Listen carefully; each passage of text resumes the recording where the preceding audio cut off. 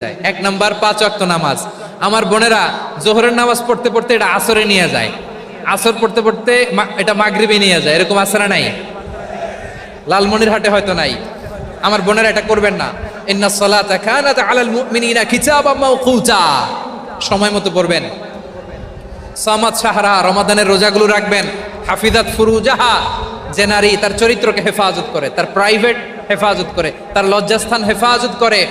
ও মায়েরা, আপনার এই গর্ভ যে কত দামি আপনি জানেন না। আপনার এই গর্ভ থেকে জন্মাবে আগামীর সালাহুদ্দিন আল আইয়ুবী। আপনার গর্ভ থেকেই জন্মাবে ইমাম আল মাহদি আল মুনতাজার। আপনার পেট থেকে জন্মাবে আবু সাইদের মতো বীর সৈনিক। আপনার পেট থেকে জন্মাবে মুগ্ধের মতো বীর মুজাহিদ। আপনি জানেন না কে আসবে আপনার পেট থেকে। সময়টাকে কাজে লাগান, ইসলামকে বুঝেন, মানেন, আমাদের ইসলামিক লেকচারগুলো শোনেন। আমরা যে বার্তাগুলো, ইনস্ট্রাকশনগুলো, দিক নির্দেশনাগুলো আপনাদের খেদমতে রাখি, এগুলো মেনে চলুন। আপনিই পারেন আপনার ঘরটাকে জান্নাতের টুকরা বানাতে।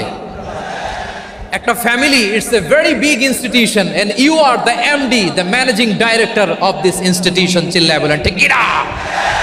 চাইলেই পারেন ঘরটারে জান্নাতের টুকরা বানাতে।